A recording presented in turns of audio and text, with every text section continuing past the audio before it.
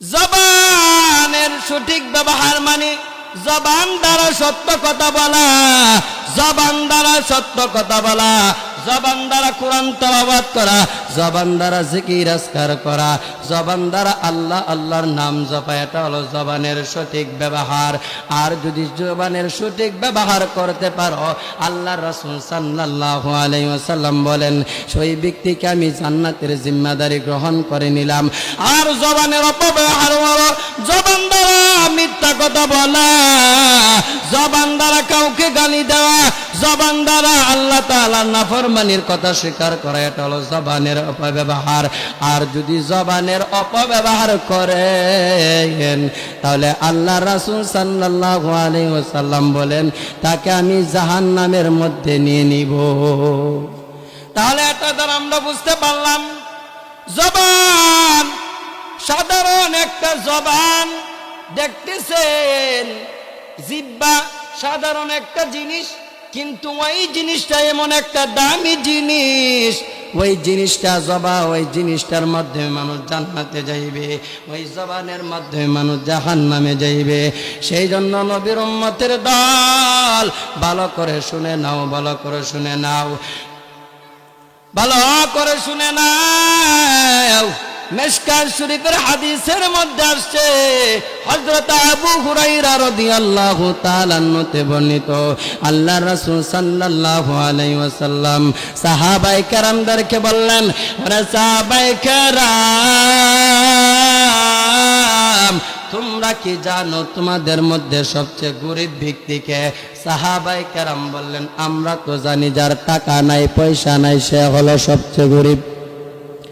আল্লাহ রাসূল সাল্লাল্লাহু আলাইহি ওয়াসাল্লাম বললেন, না না, সবচেয়ে গরিব ব্যক্তি হলো ওই ব্যক্তি যেই ব্যক্তি কিয়ামতের দিন নেক আমল নিয়ে হাজির হইবে, কিন্তু দেখা যাইবে তার আমল নামার মধ্যে কিছু থাকবে না, কিছু থাকবে না। বলে হুজুর কি জন্য থাকবে না? বলে সে দুনিয়ার মধ্যে মানুষকে গালি গালাজ করেছে, মানুষকে অন্যায়ভাবে হত্যা করেছে, এটার হিসাব দিতে হবে আসরের ময়দানে, এটার হিসাব দিতে হবে।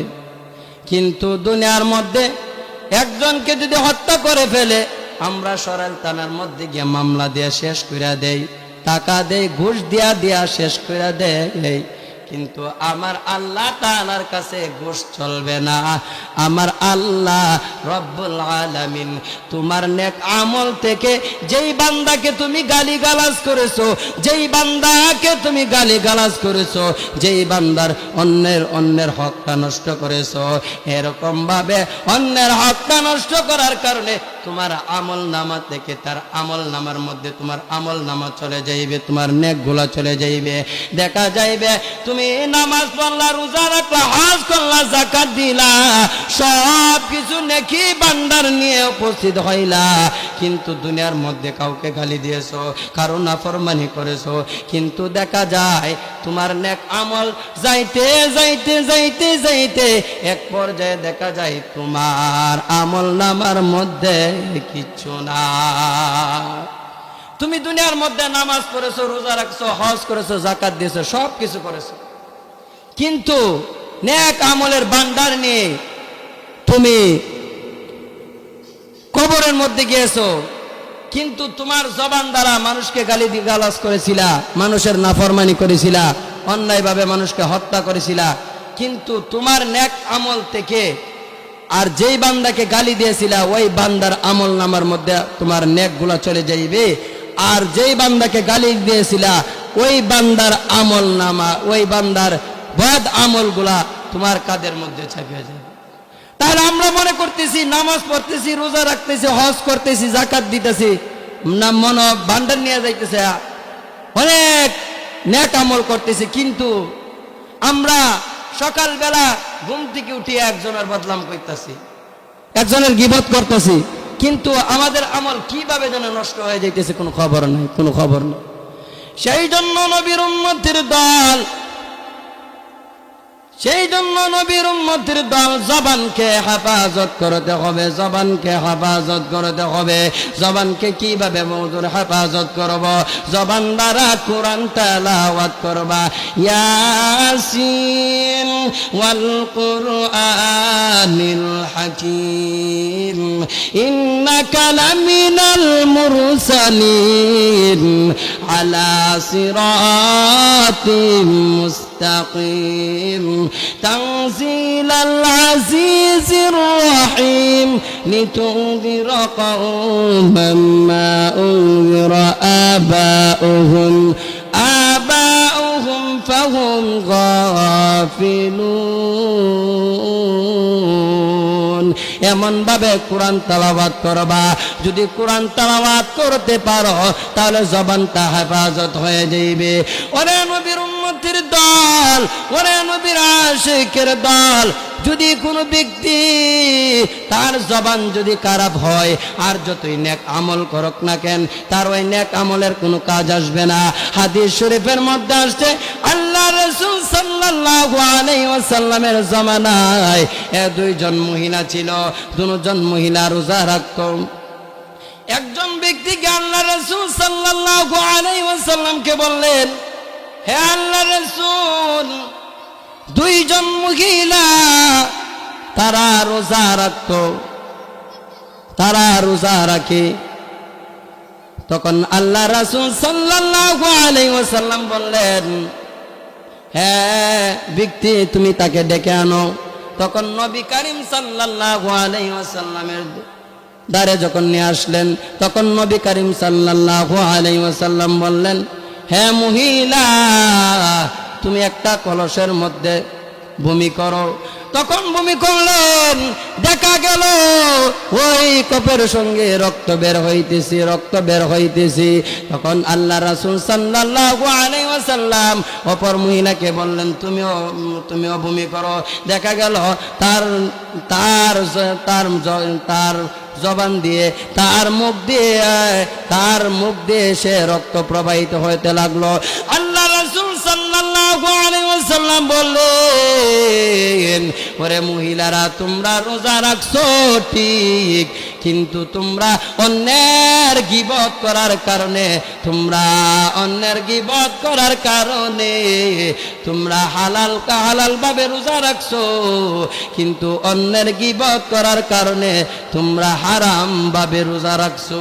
তোমরা রোজা রাখছো ঠিক, মানুষের গীবত করেছো। রোজা রাখছো, নেক আমল করেছো, কিন্তু মানুষের গীবত করেছো।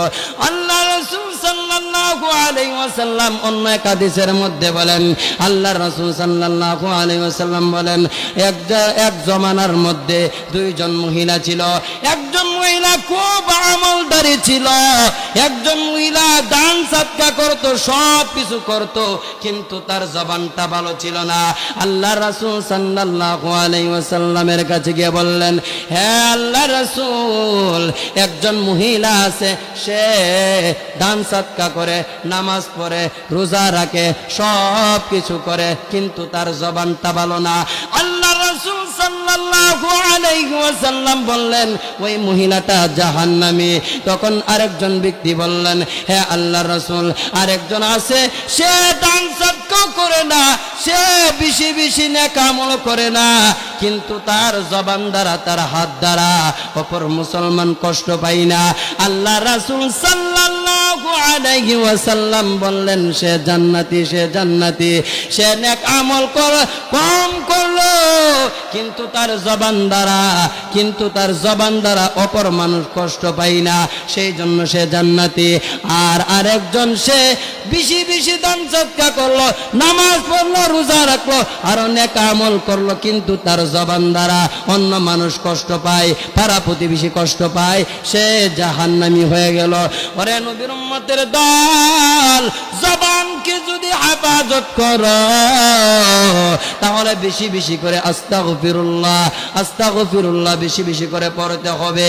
আর লা ইলাহা ইল্লাল্লাহ পড়তে হবে, লা ইলাহা ইল্লাল্লাহ পড়তে হবে।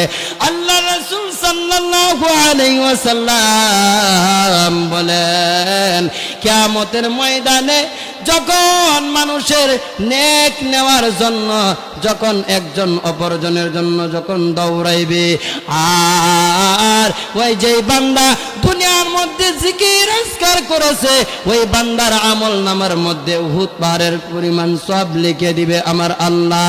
ওই বান্দা বলবে, আল্লাহ দুনিয়া থাকতে তো আমি এত নেক আমল করি না, কিসের বিনিময়ে এত আমার নেক আমল?